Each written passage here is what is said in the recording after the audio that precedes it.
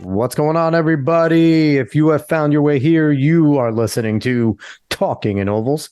This is for the running fans, jumping fans, throwing fans, all around athletics fans. You're in the right place. We are here to talk track and field. We're here to talk running. We're here to have some fun. And as always, my partner in crime, Dave Hyatt. What's up, brother? Not much, man. Just another great weekend of events. I know here in Jersey we did champs for XC. You had all the NCAA regionals. Good stuff.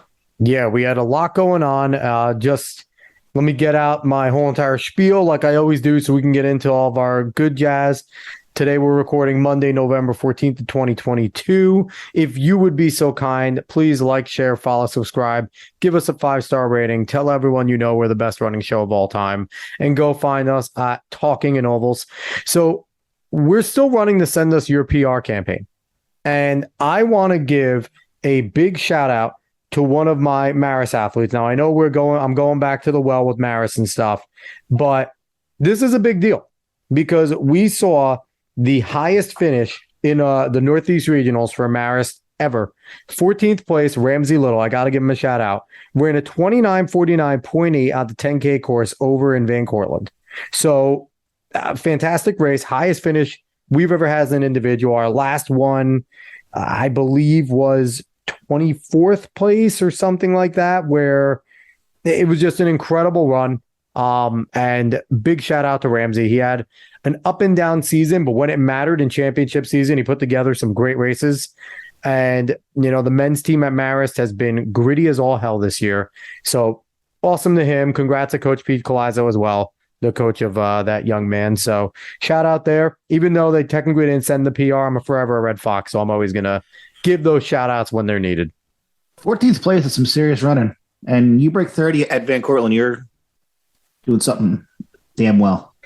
Now, are you one of those that falls into the argument of, well, this Van Cortlandt isn't the Van Cortlandt I ran on? And there is something to be said, because I think they cut out the hills, the back hills, or at least part of them. So it is a little bit of a different course.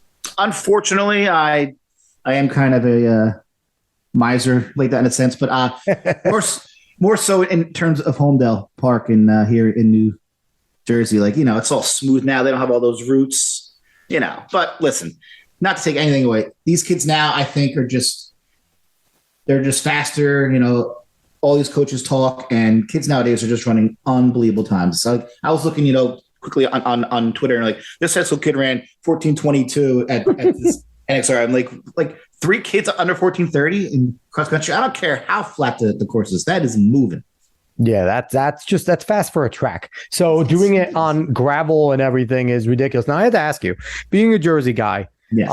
When I wasn't running XC senior year and everybody hated me, they ran over at Battle of Monmouth, and I was told by a few guys, I don't know if you ever ran the Battle of Monmouth course, that is almost comparable to Homedale in terms of difficulty. Have you ever ran the course or coached athletes that have ran there and kind of talk if you know anything about that? Because I've never been there, but I've definitely heard similar things. And if you look at times of, you know, same season, same, you know, different courses, they are pretty comparable. You know, like I was always a South Jersey guy. So like we always had the fast, flat sectional rates, and then we would go to Homedale. But what helped us is that we were like the most northern part of South Jersey. So we would actually be able to go train at Homedale. My coach took us there maybe once every week or at least twice every month. Whereas most of the teams from South Jersey, there was a huge difference when they got on those hills after their sectional race. So it was always very, very interesting to see how certain athletes would be able to transition to the hills and how others just couldn't do it. Yeah, you know, we were the redheaded stepsister, Manchester, so we definitely had that benefit too. Just get on a 25, 30-minute bus ride, get to Homedale, do some training, and we didn't go there as often, but I remember we had a coach, Scheffler, was my coach for my time at XC, and he was big on a few, 2 weeks before getting there a few times 2 weeks before, running that bowl, doing some training, doing that first hill, and it just, like you said, it made a difference. It made a huge difference from the schools that didn't go do it. And, even when it came to conferences and counties, like, OCP is a flat course, but it's still a course. And if you really run on it only once or twice, it's easy. It's not a difficult course, but at the same time, it's better when you know every nook and cranny. And they always changed a little something here and there. You were going on the field and you were running this many laps instead, and it was good to kind of get that training and learn it. And we did that as well. So that's the fun part about XC, I think, because absolutely, these meets are coming up. You can kind of get that little cheat in, especially if your proximity is good to wherever it is, and you have a distinct advantage. Now, talent takes over at times, of course. And being able to pack run takes over as well. Because if you don't know where you're going and you're a lead guy, just going to hang out with the front pack. I know we're going to run together to begin with, and then hopefully break off with another group, and I'll know what the hell I'm doing. So until I see the line. I mean, the good thing about where we grew up in Ocean County is the short conference meet is Ocean and Monmouth County, and it would alternate every year. 1 year was Ocean County Park, next year would be at Homedale. So if you ran all 4 years, you would get to run at both places twice. So I always like that, to be able to go to Homedale multiple times prior to the group meet. Yeah. Also, I felt a very big advantage. It was certainly a big advantage. All right, so we got off to a fun aside, and I'm okay with that. What we actually want to talk about today is, obviously, we don't have a guest. It's just me and Hyatt hanging out here. As we started, we are coming back to it. But we just want to kind of do an introduction to your host, because we never did that. We kind of jumped in. We did a little pilot to talk about what we wanted to talk about, started really jumping into running, having some guests on. But we never had a time to really introduce ourselves, because contrary to what most people believe, we were pretty damn good runners at one point. Not to toot our own horns, but we were pretty good. And we both have a passion for the sport, and kind of the inception of this podcast. We mentioned it before, but I think it needs to be noted again. This might be the easiest podcast that I think was ever put together, because me and Coach Hyatt, we text all the time. We're always talking about, we're both Brooklyn Nets fans, for better or worse, however you want to take that. We both really like football. We're New York football guys. He's a Giants fan. I forgive him. I'm a Jets fan. But we're constantly just talking, and our dreaded Yankees. And Yankees, we suffer with them. But we always texted about track. Like, did you see this meet? No, I'm going to go watch the replay, or this event, or we would kind of go back and forth. And it's not really too many people that you can constantly do that with. There's people that like track, but there's not many people that are going and seeking out races and going to watch a race replay if they missed it. And that's kind of the way me and Hyatt have been for a long time. And then I was one of the Diamond League meets, or maybe it was after Worlds, or one of those where it was. I think it was just before Worlds we had talked about it. Was it Nationals? I think so, because then I think our first show was right after Worlds. I think so. Yeah, and you just texted me, we were talking about it, and you're like, man, I would love to just do a podcast about this. And I'm like, okay, let's do it. And you're like, wait, really? I'm like, yeah. You're like, I don't have anything. I need to get some stuff. I'm like, get it together. When you get it together, let's go. And it was that easy. And then we just jumped right in. So that's kind of the inception of the show. It is that simple. There was no big brainchild behind it. Two dudes that like sports, really like running, wanted to make running more popular and do what we can to kind of bring it to the forefront, and maybe do it a little different than any other running podcast that you've heard of. We're not trying to give coaching advice. We're not trying to compete with Flow Track or some of the other pro runners that are doing it, where, they have a different look. We're just two guys that have ran, two guys that have coached. We've done it at a pretty high level, and we've had some success. And now we just want to talk about it and be fans and talk to some cool people. So that's kind of the goal here. Now, I want to start way back, Hyatt. All right. I want to kind of talk about ourselves, because you don't just, some people just go and they, quote unquote, try track. They, in middle of high school, they really don't have anything else better to do. They really didn't want to do their club. The parent is kind of making them do something. So I'm just going to try track. I'm not going to run it. I'm going to try track. How many times have we heard that? I just want to try it. Yep. And if you were really, some people will try it and then they're really good and they stick with it. I was never that kid. And I feel like you weren't that kid that tried track. Now, you can correct me if I'm wrong. What was the first time where you kind of thought about being a runner, wanting to run, and thinking competitive could be good for you? Well, I grew up in a little town called Pine Beach. It's in Ocean County, New Jersey. And I always kind of knew that I was fast because every year for the 4th of July, we would have a parade. And then one of the activities was like 75 or 100-yard, whatever, run. And I won it every year that they ever had it in my town that I was eligible. But, and then like I played youth soccer and I was always on the outside as a striker. And I was like, oh, like, and I never really minded when we had to, do laps in the field. So I always thought it was good. So I get to middle school. I try out for soccer and I didn't make it because I was not very good. I don't run in 7th grade. I go out for cross country, first time ever running in 8th grade. And me and my one friend, and we just won every single race until we got to Central Regional, who had a stud kid named Sean McCafferty, who's now the head coach at CBA. Wow. He was like ridiculous. But my middle school coach was actually friends with his dad. So we actually started going to this park and running on Saturdays, which was unheard of in middle school. So it was me, my friend Jay, and then Sean, who's now at CBA. We would all run together on Saturday. So it comes down to the Ocean County Championship race. And he wins, and then we get second and third. And I'm like, wow. So then I ended up running for, I guess it would be like an AAAU thing. It was called Cosmic Track Club out of Long Branch. So I started running for them, go to states, qualify for states, go to regionals, qualify for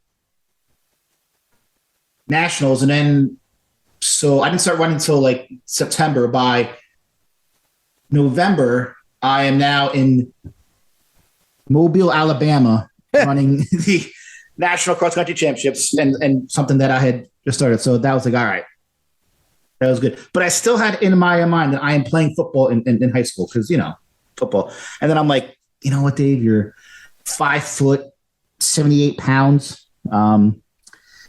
So the high school coach got a hold of me. We'll pause for a second. Sure. I want to jump in a little more in the middle of high school. Yeah. A little bit. I just want to jump in, kind of talk about, so you got your spark basically 8th grade, you started and you're like, I could do this. I'm pretty damn good.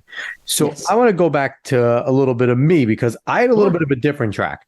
So I found myself quite literally running around my house at a young age. Like actually, I didn't walk anywhere. I ran. So I was a little bit of a moron all my life and just ran and ran and ran. It came down to, I did the youth soccer thing. I played football. I did some baseball, some basketball. And I always enjoyed the running aspect. And people that know me know that I like to talk. I'm a motor mouth. And, you coach me, Hyatt. I don't shut up. And, hence podcasting. But I don't shut up and I never did. And that would get me in trouble. A good amount. Coaches would be like, Cuesta, shut up. I don't want you. And I'd still go. And then they'd send me on laps. But little did they know, I liked running laps. And then eventually they came to a point where they knew it. And the only punishment they had was I had to stand off to the corner silent. That was the way they punished me, not running laps. So it was kind of like at a young age, I figured out that I liked to run. And then over at our elementary school, Ridgeway Elementary School, during Thanksgiving, we always had a turkey trot. 1 lap around the field. I won that most years. I think I got second once out of 5 years. And, in the 5th grade, I probably should have lost. 2 guys went the wrong way. I was just the smart one randomly. But we also had a mile run all 5 years. And I just wouldn't stop running. Everyone else walks and whatever. And you had to hold the little popsicle sticks and make sure you dropped it off at the right time. But I would just run and just keep a pace. And again, it was there that I was like, okay, turkey trot I'm pretty good at. I know I'm fast, but I never get tired in the mile run. So I kind of had it in my head going into middle school, like, okay, I'm going to do soccer, same as you, because I didn't want to run cross country. I know I like the mile, but cross country's meh. I'll run track. So, we'll jump into middle school. I'll kind of do my middle school stuff because my middle school gets screwed up a little bit here. So I go to middle school. I go to Manchester Middle. I go from Ridgeway to Manchester Middle, and you can actually kick a soccer ball from one field to the other. They're Yes, you connected can. by a field, Ridgeway and Manchester. So I go in there, do soccer. I make the soccer team because I'm actually pretty good at soccer. And I make the team. It was the sixth grade team, so it wasn't like anything bad. I wasn't the 7th, 8th grade team. I sat on the bench a few 7th, 8th grade games as a potential sub, but I was a decent soccer player. So I make that team, do wrestling because there is no indoor, and I love it. And then I go out for track.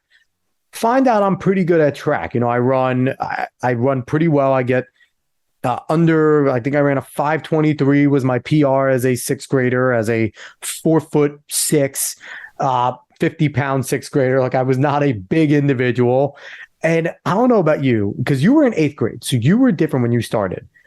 I quite literally remember going to, I think I missed meet of champs in my time, but I ran at counties. And I remember looking at these 8th graders and they just look like grown men. Like in 6th grade, and they were running near 5 minutes, like right at that brink. They were some Tom Zerber kids. I think it was a South kid. I think it was an East kid. So there was an Angel. It wasn't because they were still the Angels back then. I think it was an Easter. East is the Red Rockets. The Red Rockets. Yeah. Okay. Angels was St. Joe's. St. Joe's. It might have been because I remember they were there, and like I said, and they just looked like grown men. They were running near 5 minutes. They were destroying me because they were all fast as hell. But that was like my middle school experience. But it kind of made me hungry. And then I was looking forward to doing it the next year. I still wanted to play soccer, battling on whether or not I want to do XC. And then my parents up and move, and I moved to Lakehurst, and they don't have running. And they have no track. They have soccer, they have basketball, and they have volleyball. That was their 3 sports. So that's kind of where my middle school experience ends. You were jumping into high school. So what happened? So you're a national caliber runner coming out of middle school, essentially. So what happens when you jump into high school? Well, we always had a really good team in cross country. I decided that I'm going to run cross country. A couple of my friends from town were already on the team, so I got a little edge over a lot of other freshmen where I knew about summer practice. First of all, I'm like, first practice when we don't have school? Mm-hmm. What the hell's going on here? So I jump in there, and I think we were ranked like 3rd going into the season for Ocean County. No one really knew who I was because I was just a freshman. So I get there, and my coach, Mr. Mark O'Leary, still one of my idols to this day, an amazing coach, coached at South for over 30 years. Him and Ed Heffernan, 2 wonderful guys.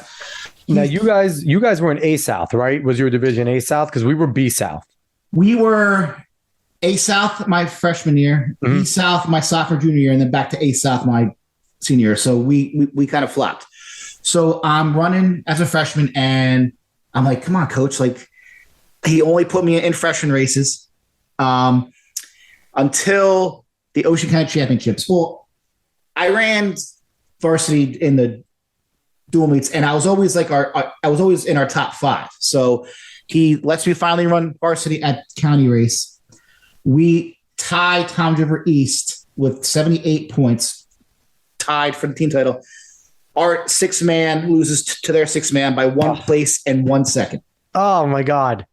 So it was us and the East. And then, but I ended up running 16:55 at Ocean County Park as a freshman, which, I was just impressive. Really happy to get under 17. And my coach was not a fan of me doing the AAU stuff, So, but he let me do it as a freshman, and I went on to our regional race, and I ended up winning the 6-state region. I have a video. It's actually funny because I'm so small. And then I ended up getting like 18th at nationals. And then from there, we just kept my team. We went on sophomore year. We won Ocean County champs, state sectional champs. Same thing junior year. Senior year, we end up getting 2nd to East again, but we do end up winning our sectional again. And it was just an amazing time, and then, there's winter track and spring track. And it was just so much fun. And I'm still very, very, very good friends with a lot of the same teammates now. So I look at more at it now as the amount of fun and camaraderie that I had with my teammates over my actual individual goals. I much more enjoyed when we were team champions than anything I did as an individual, because like I was just around such great runners and my coaches were just amazing. And I look back so fondly on that time in my life. It was absolutely amazing. Now your high school career was all over the place. So yeah, I'm a little bit of a different story, and you definitely had more of a pure running career. You did 12 straight, whatever. What was it? That 12 straight seasons of running. You did all that. You were definitely a part of it. And I do have to say, if you run cross country and you're a distance runner, running is a different sport than if you are a sprinter, because the camaraderie that you develop going on long runs together, dicking around on some long runs that just don't do, and you figure out something else to do, making up crazy games, we made up a game called hand tennis, and so we did a lot of things, but it's a different thing. Now, I didn't start that camaraderie until the end of my freshman year. Now, I'm the one that you said, I'm too small to play football. I had played football from Mighty Mites up to midgets and Pop Warner, so I was hell-bent on playing football freshman year, and I did. And I was our, starting safety, starting running back. Like I was a good football player. So I played football, did pretty good freshman year. And I had the advantage of knowing about summer practices early as well, because my uncle, John Portaways, was a football coach forever over at Manchester Township for me growing up. So I attended our summer practices as a freshman in football. So I was like the only scrawny little, at that point, maybe 5 foot on a good day, certainly not 100 pounds yet, but, and I played football, and, it's still to this day, I'm on a track podcast. This is sanctimonious, but football is my favorite sport I ever played, and it's really not close. But so I played, and good thing when you're a freshman and you're scrawny and, built like we are, you don't really gain muscle. And you're not really starting a major lifting program as a 14-year-old. Anyway, you're learning how to lift, so there's not much going on. So I get into indoor track my freshman year. Now, indoor track, I have to say, one of my favorite years was freshman year running, because my seniors, Andrew Giaccone, Angel Macias, Joe Spazzato, Eddie Mize, I might be missing people, Tim Morose, just a ridiculously fun group of distance seniors. Like, we had a great group of distance seniors, and even down to the juniors and everything. Like, that was my favorite year. And I jump into indoor track, and we have the legendary head coach, John Musoff, who started the indoor program over at Manchester. I will always say I had him as a teacher. He was a history teacher. John Musoff was a good history teacher, but he's one of the best teachers about life. I learned more about just being an adult early and learning about life from John Musoff. I coached with him. Yeah. John is just such a well of wisdom that he wants to share. The man, and, it's anyone at Manchester right now that didn't, John retired a while ago. He deservedly so. Kids have been robbed at Manchester for not experiencing John Musoff as a coach and as a teacher. But so we start off indoor. John Musoff, Coach Musoff's a coach, and the first thing he always does is a camaraderie run. Every single year, winter track, first thing we do is a camaraderie run. Go into Sarco, we do a double trail. It's a 1.5 mile run, and it's everyone: the fats, the sprinters, the distance runners. So this is my first real distance run. And I'm going with the guys, and, we go, and that's when I first get to experience, like, hey, this is actually freaking awesome. I didn't really know what to expect from it, and I ended up loving it. Now, my goal freshman year was just to break 5 high. That was my goal, period, in the mile, 5 in the mile. Too. Yep. That was it. And I go through freshman year indoor all season, and boom, finally state meet, I break 5. I run a 4:58. I am ecstatic. And, at that time, Andrew Giaccone was our top guy. He was a low 450, 4.4, high 440 guy indoor, really pumped for me and everything. But from there, something clicked. And this is like the peak of my running career, is freshman year. And it's ridiculous. Mine too, almost. And I come into outdoor season. And, it comes to a point where, okay, I'm running the dual meets. I'm going to stick with cones in the mile. And whatever happens, happens. Maybe I'll kick. And I end up doing that both for the mile and 2 mile and end up beating Cones in both races. And at that point, I'm like, okay, maybe it's a fluke. And this is nothing against Cones because Andrew Giaccone was a fantastic runner, always been a good runner, very good person. But, he was our lead guy. And I actually end up beating him for most of the year. In a few races, he gets me. And my times keep on going down. I'm, sub 450 pretty quick. Okay, down to sub 440 pretty quick. And then it comes to a point where I'm running in counties and I finish, I think, 7th in counties, running a 436. And at that point, I'm feeling myself. I'm not going to lie. I'm running really well and get to the state meets. I get to sectionals and I run a 432 and a 10 flat. And then I come back and I make it to regions. Regions, I run a 1031 PR, miss the meet of champions, come back in the 2 mile. I barely don't break 10, finish 8th. So I'm out, but feeling great. The rest of my career sucked.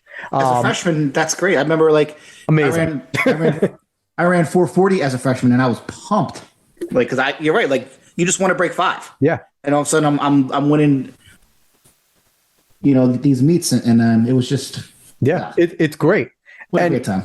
And, I'm convinced the sky's the limit from here. I could do all this. I could do all that. I'm going to the Olympics. I'm going to the Olympics. That was a real dream. And I'm also still convinced I don't think 431 is going to be broken in Manchester as a freshman mile. I think that's pretty damn hard to do. That's a damn good time. 431 as a freshman. I think the 2 mile time's not bad. If you could break 10, that's pretty, you could do that. But 431, I'm going to Griff, if you were listening, go research that because I don't think anyone's done it since. But I don't think so, no. Yeah, I don't think so. But so we go on. Sophomore year sucks. I run cross country, I get hurt. I run indoor track, I get hurt. I run outdoor track, it's just my ankle. I broke my ankle in 7th grade and didn't know about it. Basically. So hurt all sophomore year, do some good things, compete well in conferences, counties, and stuff like that. Break 10. Still never broke 430. I haven't broken 430 in my life, really. Junior year, win counties and conferences in the 8. Slow races, tactical races. They left it to a kicker and I won. They weren't good times. 150, 158 and 159. They weren't impressive. Hey. But outside a win is a win. Win is a win. County champ. No one can ever take that away. It'll be no one can take record books forever. This year, Alex Cuesta, county champ. I was county and conference champ that year. Won them both. Against some good guys too. Really good guys that had great college careers. And then senior season comes. And you were a coach at the school at this time, Coach. My first year, yeah. First year, senior season comes. I had 2 really bad injury-ridden cross-country seasons, sophomore and junior year. I knew my ankle was bad. I knew I probably needed surgery going into college. I wasn't ready to get it yet. So I do the decision and say, fuck it, I'm playing football again. We were set up to win B-South. There was no doubt in my mind. If I ran, there was a good chance I was going to run low 16s, maybe could break 16. I knew I was good enough to do it at certain courses. Definitely not Homedale, but I could run a pretty good race at Homedale if I wanted to. We were set up to win B-South. They all hate me. And deservedly so. And I think you including were like, what the hell are you doing, Cuesta?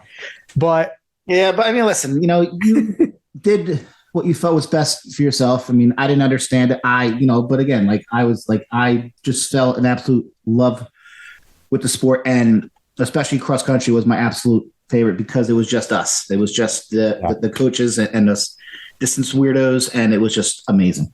Yeah, and I think that was just the difference. Is I loved it, but football was my first. This is the second year. I went to the football meeting junior year, didn't do it. Chef wanted to kill me. Then I went to the football meeting senior year, and I was hell bent on doing it. But had a decent senior year. I was kind of in give up mode at that point. I defended my county and conference title, okay, but I was at my ankle was shot. I think I ran a 400 at sectionals because I just didn't have the juice anymore. And, it didn't end well. And then we go into college. And I think, again, my college experience wasn't great, but I want to talk about yours first because mine isn't nothing to write home about. No, mine really was neither. So, senior year, I'm trying to figure out where I want to go to school. And at that point, I had probably peaked as a runner, like my freshman, sophomore year. I got really super, super mental. I would consume too much of what everyone else was doing. This person ran this time. I knew way too much, and it actually got in my head. Can I beat this guy? Can I not? So rather than because in practice, I was amazing. Like I ran incredible practices, but then get me in a meet and my head starts spinning and I overthink things. And I know in my senior year mile county race, I didn't drink enough water and I dehydrated 5:01. Oh no! But at that point too, like I got so pumped up for my teammates, and one of my best friends had transferred in spring track of my junior year, and so he's his first year running all 3 seasons. He runs 4:18 and second in the MOC at a 9:25. First year running, he ended up running at Penn State, ran like 14:05 or something like that, 5K.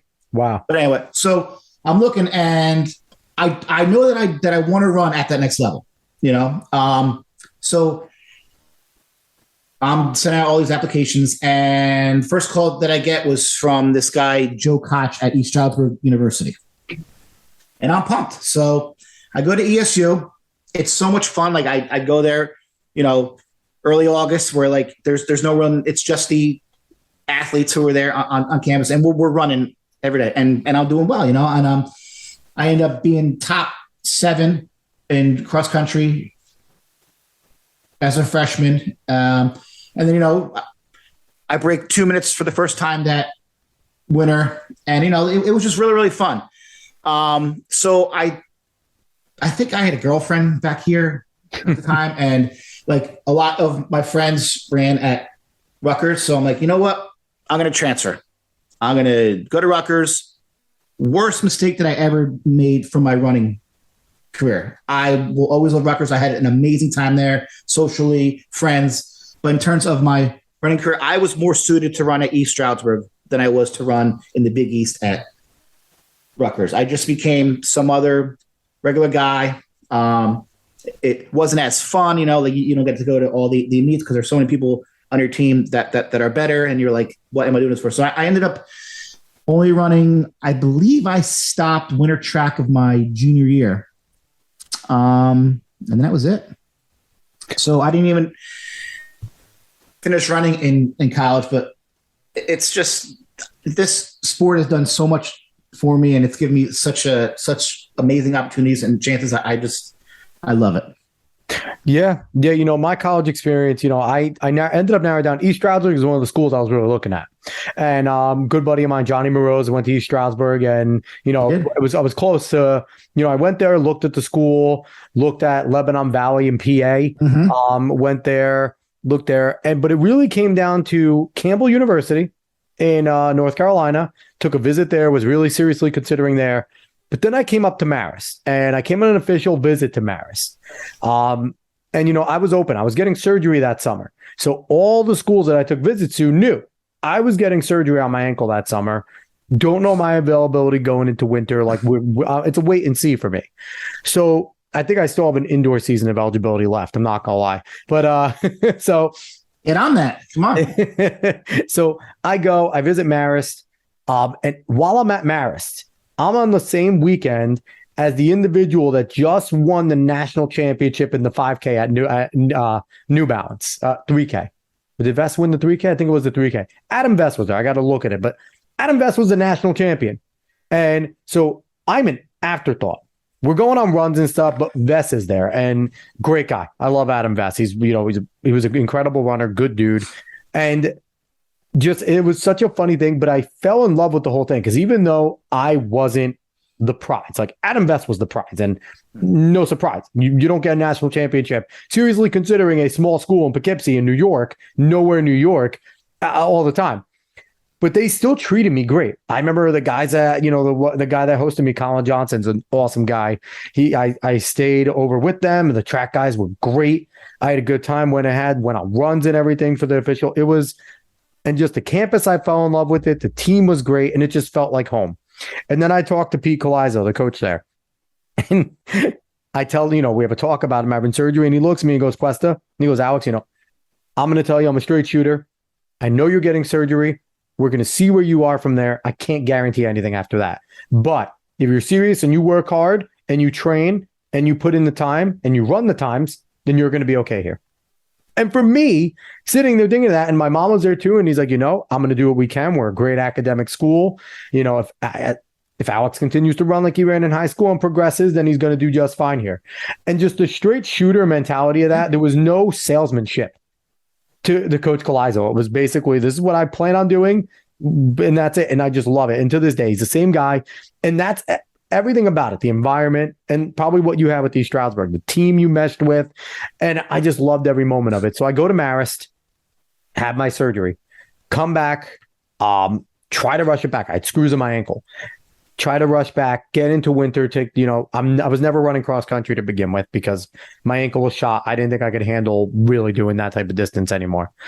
Go in, try to run a race at Fordham, warm up. My ankle flares up.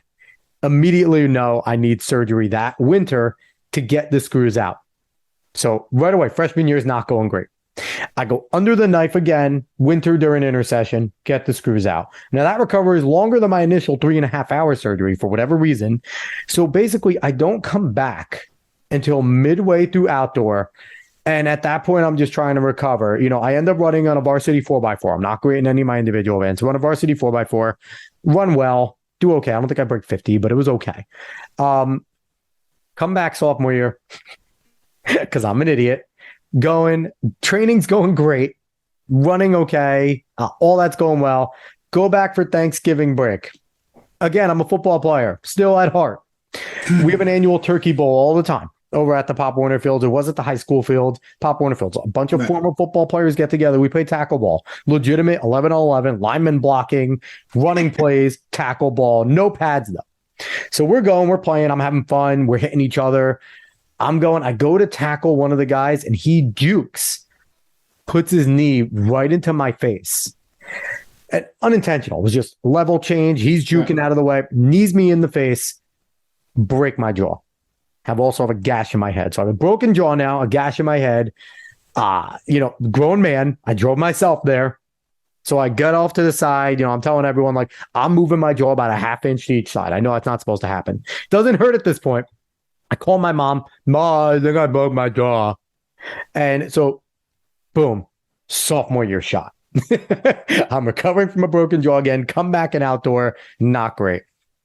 And then from there, it was kind of just downward spiral. I continued competing junior and senior year, but at that point, the heart's not into it. I don't have that same fire.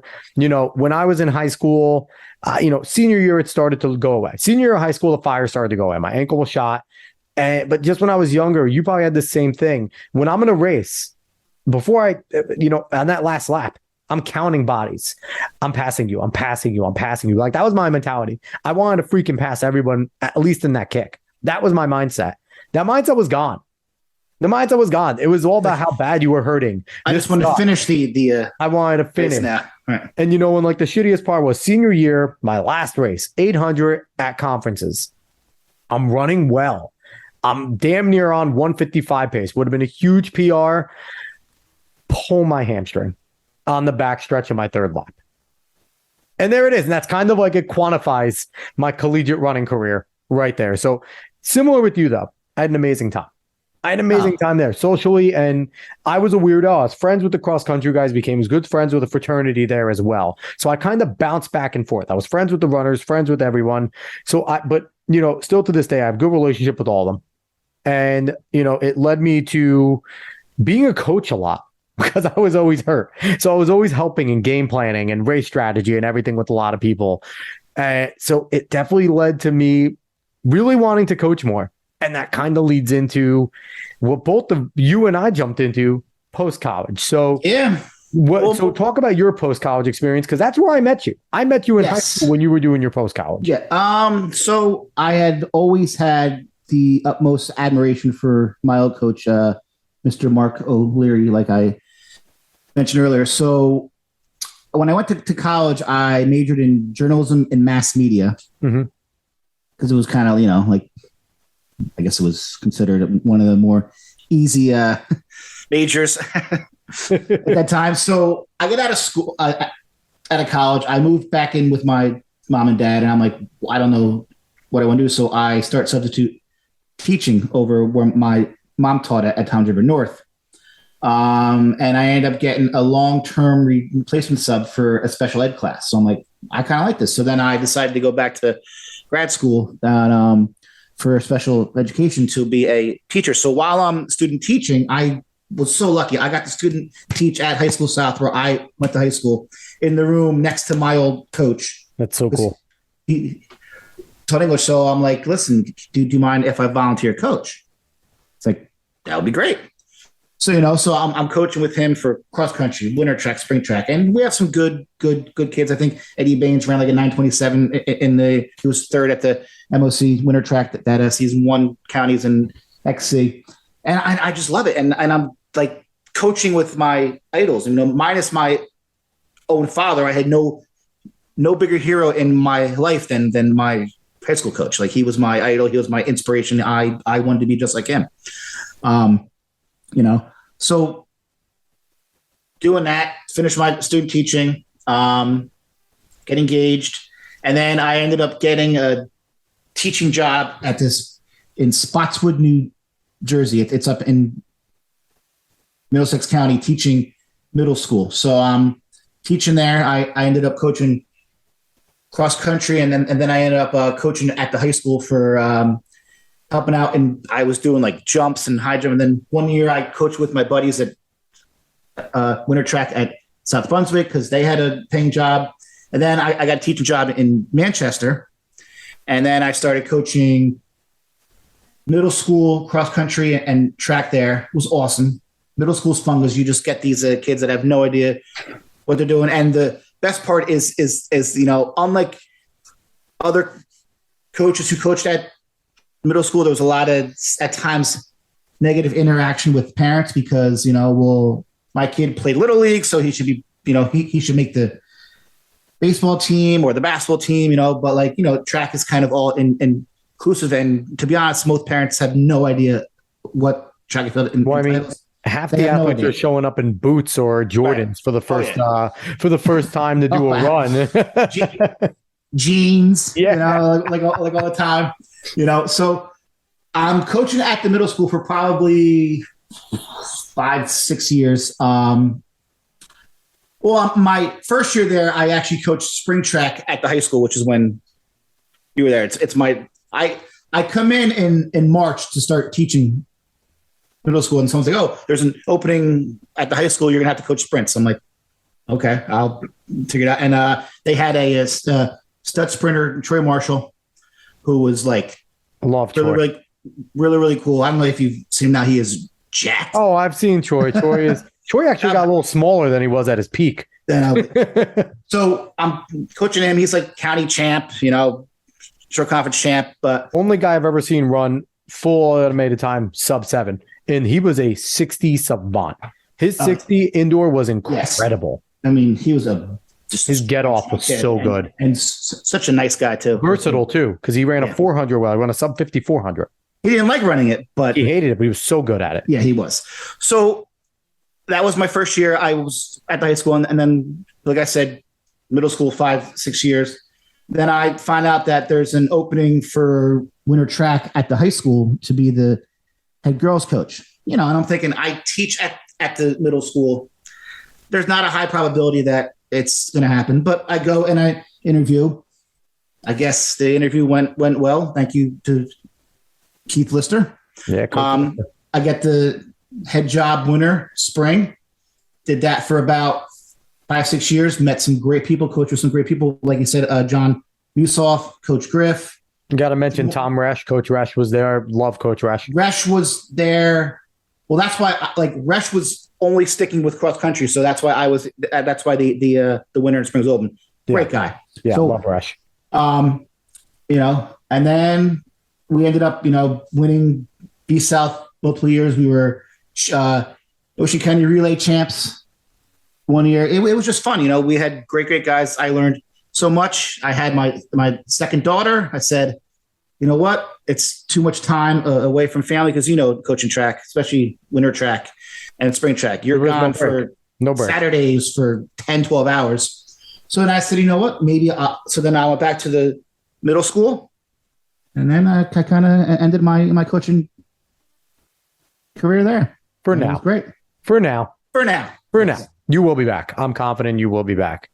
And, and there's something to be said about all the coaching. And, thing about coaching never ends when you're a high school coach or period. High school pass, coaching doesn't end. If you're a football coach, basketball coach, when your season's done, you're still coaching. But you're coaching in a different way. You're not directly with your athletes again anymore.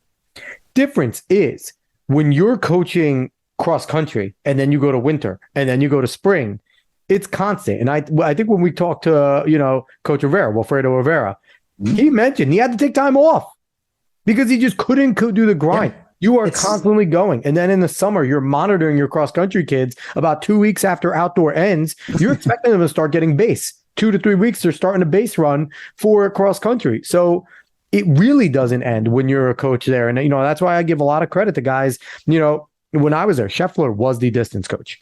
Mm-hmm. He didn't do indoor, but because he did wrestling, but he was the distance coach for outdoor and for XC. And now over at Manchester, it's Coach Griff, who the pressure is on, Coach. You're coming on soon. But Coach Griff was all in. I mean, he's all in. Summer, fall, winter, spring.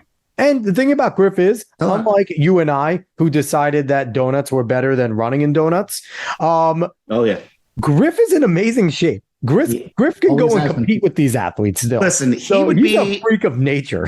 When he would be weight room longer than any of the athletes were, just working out. I was like, man, he did CrossFit before it was cool. He really did. He was all about supersets, but I digress. So so I just want to give credit to any of these coaches that are, especially distance coaches, because it is a grind. But even your sprint and throwing coaches, 2 out of the 3 seasons, you're going full and heavy. So, and most of them are coaching a third sport anyway. A lot of your coaches in the high schools do multiple sports regardless.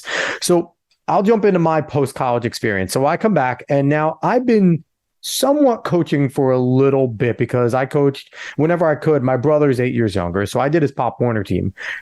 So I've been semi-coaching. A lot of adults were taking me under the wing, kind of teaching me how to kind of do the right things the right way. I got to give, again, props to my uncle, my father, Joe Hackett, who was what my brother's coach for a long time, just showing me and kind of teaching me the right ways to coach and teach things to young kids. So I take some time while I'm in college, whenever I come home, helping out football, helping out XC when I can. And then I get done with college and I'm like, okay, I really want to go do this. So I go back to the high school and I go back, and whenever I can, I'm a pain in Coach Griffin's ass. I want to be there. I want to help out. I didn't go to any meets, but I wanted to train with the athletes and kind of, help out how I can there. Okay, cool.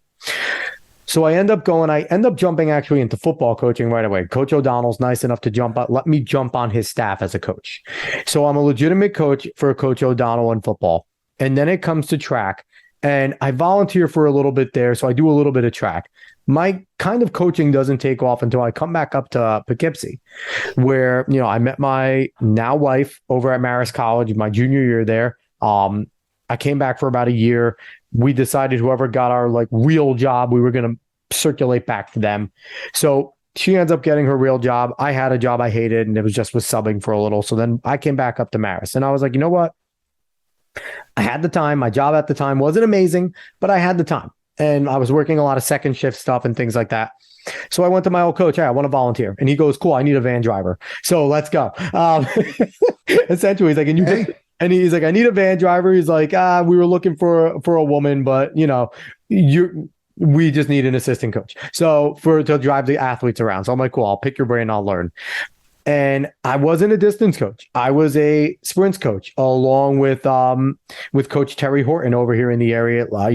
Legendary race coordinator, great coach over at a local high school in Arlington for a long time, and was nice enough to come over after he was coaching head coach over at the community college here, Dutchess County College. Came over, was our sprints coach. He was there with me for 2 years. And I come back and I'm helping out both sides, men and women now. I'm with Coach Williams, Coach Colizzo, Coach Horton, helping out as much as I can. And that's where I really learn a lot about coaching. I learn everything I need to know there just from 3 guys. And you talk about idolizing coaches. Those are all my biggest idols outside of my family, outside of, probably my father, my uncle in terms of men. It's all my coaches. Absolutely. It's, Coach Tom Scheffler, who I've never met anyone that if he doesn't know something, he gets to know it. The guy didn't know distance running for shit. He was a All-American wrestler, went to West Virginia as a wrestler, comes back, thrown into cross country, and learns the whole sport. Learns the whole sport and is an amazing motivator. So Chef's amazing in that sense. Listen, he is now the premier jumps coach around. Like he is just a absolute master in everything jumping, and like just the way that he breaks it down. He has all these he is a tremendous coach, and the athletes will do anything for him. I learned so much from just watching him and other people just work, just the way that they can garner the respect of their athletes it was remarkable. He's the best. And incredibly humble. You ask, we mentioned any of this to Coach Chef, he'd say, no, it's not me, it's my athletes. Flat out. That's usually the answer. It's not me. I'm not very good. I'm still trying. I'm always learning. And he's just an incredibly humble human. So I'm there, I'm at Marist, and I'm learning. I'm a very high energy guy. Coach Horton's not super high energy, very laid back. And I got to learn a lot about when's the right time to be that high energy guy and when's the right time to kind of be a little lax, because everyone's a little different. And there were some athletes that I kind of rubbed the wrong way because I was too high energy. And, it's really learning there. And I learned a lot. And that, I did 2 years of unpaid, 2 years of paid. And it was an amazing experience. But, again, now I'm coaching my daughter's under 5 soccer team. It's a different boat, but it's fun as hell. Listen, I think, that you brought up something that's important. Like you can know every drill, you can know every training system, you can know give everybody the perfect workout on every day. If there's no sort of personal connection, you're never going to get the best out of your athletes. Like especially when running. Especially like middle school and high school, you have to be able to communicate and to make your athletes want to be part of something. Yep. And because like I said, like you can know everything, which is great. I mean, it's obviously the more that you know, the better. But if you can't build on a personal connection or motivate them, then it's just kind of a waste of knowledge. Yeah. And honestly, no one motivated me more than Tom Scheffler. I know I brought it up again, but what he lacked in as a distance coach, as still a novice distance coach, he made up for being the greatest motivator ever that I know of. And, it's not taking away anything from some of my other amazing coaches, but, it was just, I wouldn't have been as good my freshman and sophomore year if it wasn't for him. And that's just flat out the truth. So, but that's kind of where running took me in coaching, and just a passion for it, it rekindled with coaching.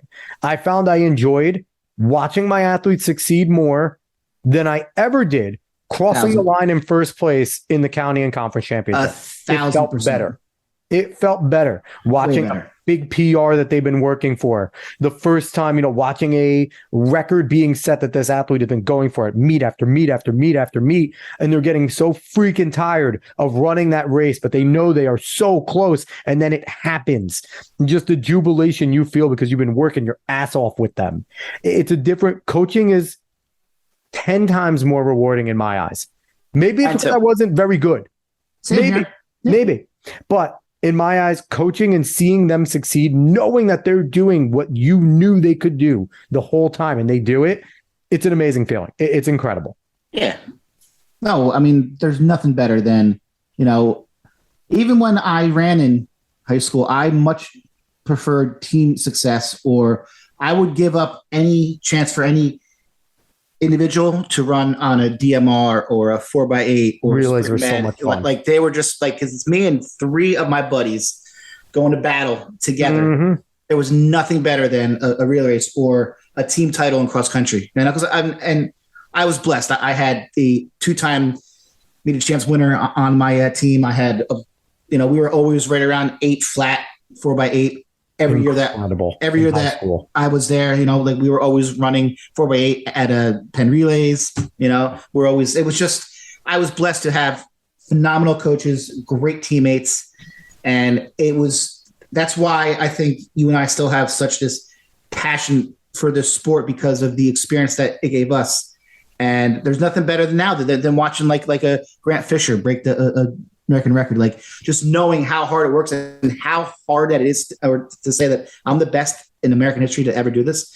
it takes so much dedication, so much work, and I just get such joy out of this sport. It's just phenomenal. Yeah. And I think one of the things I fell in love with the running, and I tell anybody starting out or anything like that, the difference between running and any other sport, and maybe some other endurance sports share this, but if you're giving 100% at your race, the last place finisher feels the same exact pain as that first place finisher at the end. Yeah. The times essentially don't matter. And that's why getting a PR is so big in the sport of running, because we all know each other's pain. We all feel the same pain, which is why we all have such a camaraderie together. So I want to talk now. Current running status for you and for me. Are you thinking of a comeback in terms of training, competing again? Where are you? What could kind of reveal? Because we're talking about a running show. So we need to talk about kind of where we are. Here's where I'm at. I constantly think about it, and it's something that I do want to do, but I'm a lot heavier than I've ever been, and I just feel stuck. Like, I mean, I know what I would tell an athlete who was in my situation, and it's easy. But following and adhering to your own advice, it's hard to just get started. And, you know, and then it's like you start to feel good after a while, and then you get hurt because you try to be who you were. That's why, like, I really starting to get motivation from one of our old guests, Will Freddo, that we had on. I mean, he's running a marathon next week. He's running with our guest from last week in Philly, and he just said, screw it. Like, I'm going to start. And he started off slow, and now he's amazing. He's running like 25 miles on Sundays, but it's something that I do want to do, but I don't know if I will. And that's the part that I don't know. It's like I've lost that extra drive to run. Like I've bettered myself and worked in so many ways in life on certain aspects. And now the next step is, you know, just because I'm 45 years old or 44, like I got to start worrying about what I eat, working out, getting in shape. So, but I've been talking about it for a couple of years now, and I haven't done anything. So it's, you know, it's either do it or don't. So that's kind of where I am. I want to, but I don't know where to start. I'm kind of in the same boat as you. And I think this is a good part to end on too, because it's, you know, it's relatable to a lot of people, I think, and a lot of former athletes, because I'm in a very similar boat as you. Post-college, I've tried so many times to get back on the horse, to the point where I was thinking about going back and running a race, and I was in great shape, and I felt like I was damn near too flat shape again, running good track workouts and do it week before. You know, I think, okay, I'm going to do an easy, you know, I'm going to do 8 200s, and I'm going to do them pretty quick, you know, 30 and bring them down underneath 30 here and there. And boom, my ankle flares up week before a race, and then I can't compete. So it's like, and I'm at the same thing as you. I've had meniscus surgery now 4 years ago, not feeling right. My whole right leg is shot from my ankle surgery, meniscus surgery. And it's like, again, every time I try to get into it, I try walking into running, and it's just something new. There's always, you know, I'm as broken as I've ever been in terms of where I am. So I'm with you where I really want to. And I think about it, and it's like, all right, I'm going to get up at 4 and I'm going to start doing that, because I have no freaking time with 2 kids to do it in between after work. Like, there is no time there. Their activities definitely trump me wanting to go run a little bit. So, but it's just hard. And this is kind of where we get real. And anyone else that's listening that can relate to this, it gets hard. And as you get older, I'm 34 as of last week, and it's not easy. The older you get, the tougher it is. And injuries, the minor injuries that you could get by no problem when you were younger, derail you for weeks. And the difference is, when I was younger, when I'd get hurt, all I would be thinking about is looking forward to getting back on that horse. Yeah. Now, when I'm hurt, it goes out of my brain. There is no set time to get back on the horse. It's just whenever I feel good enough again to play with my kids. And it's just a different motivation that takes you out of that mindset. And again, I'm constantly thinking about trying to get back into shape, and always thinking about, you know, I'm 34. You know, a lot of runners still run well into their 40s. Absolutely. Easily. And, you know, I'm thinking, if I just get started now, I might be able to do something good. And it's just doing it, right? That's the thing. You got to take the first step. And I've done it so many times, and we'll see. One of these days, maybe. One of these days. And I also think with myself, like, everything is an excuse. I have no actual reason. I mean, I've been through things in life where I've learned the difference in excuses and Reasons. Yep. and it's all excuses, and that's something that I try to omit from myself in other aspects of life. But when it comes to this, I let those excuses just creep in, like, oh, this. But I don't have any actual reason. There is no reason why I don't have my kids all the time. I am divorced, and they are with their mother most of the time. My job now does afford me the time to do it. So if I'm being honest, I'm just full of shit and full of excuses. And that's real. That's just how it is. Been told the best way to do it is to sign up for a race. Sign up for a race in a good amount of time where it's not like next week. Sign up for a race 2 months from now so you can make a training plan.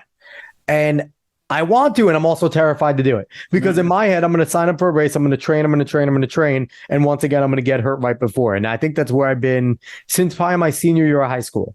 Just so concerned with getting hurt that I don't know I cannot push my body anymore. It's not in there anymore, Hyatt. And I think it's just, But I mean, I think it's like, for me, it's past the point of being able to run a good race. It's almost to the point now, like with age come, things that you just want to be healthier, because we have young kids, and it's like, I'm not, it's just different. Like, you get older and, certain things happen. So now it's not like, I don't care if I have a break, 25 minutes again, if I could just to be somewhat fit, and I don't have to be ripped or jacked, but like to be not like, when I walk upstairs, be like, all right, because there are times when it actually gets to that point, and then I get frustrated with myself. So it's just a matter of diet, and I think once I start with the diet, then I can work back into this. But again, I'm full of excuses. So I think we got to start fat shaming each other at the end of each episode. And, maybe we'll do that. Maybe we'll we'll throw out a mile log at the end of each episode so we can motivate each other and see where we are, and maybe compete with each other on trying to keep each other honest. I don't care if it's okay, I ran a mile this week. Okay, let's try and do 2 next week. Who did more? Listen, maybe we can start a mile log and bike riding. That's where I'm starting, because I'm not ready to run yet, but you always got to start somewhere. Just like I tell first day of middle school cross country, I don't care if you've never run, walk some, jog a little, walk some, and then eventually get a build up. So we're going to do at the beginning of each episode, we're going to be honest about if we worked out that week, if we did anything that week, and we're going to start calling each other out for potential of millions of people to hear us struggling to get back into shape as we talk about incredible athletes week after week. I love it. Let's do it. Cool. So everyone, I hope you guys enjoyed this Meet the Host session. We got a little real at the end there, but you kind of got to know who we are and what we are and why we're here and why we're doing what we do. And we're passionate about this. We like it. We're having fun doing it. I think we're 10 episodes deep. Maybe this is episode 11, and it's like, we're not slowing down. So I think it might be 12. Is it 12? Let me go look, because now then last week was 11. I think so. I think you might be right. I think. No, he was 12. This is 13. So yeah, we've been doing this. We've been doing this for damn near 3 months now. Yeah. So it's great. And we're doing it. We're doing it. Okay. So everyone, thank you again for listening. As always, go find us on the socials at Talking in Ovals, and please send us your PR, or we're going to start hunting them and shouting them out for you. That's kind of where we're at. So again, everyone, thank you so much. Hyatt, obviously. Well, we'll see you, or we'll talk next week, and we'll be back, and we have a guest next week. So everyone will enjoy that.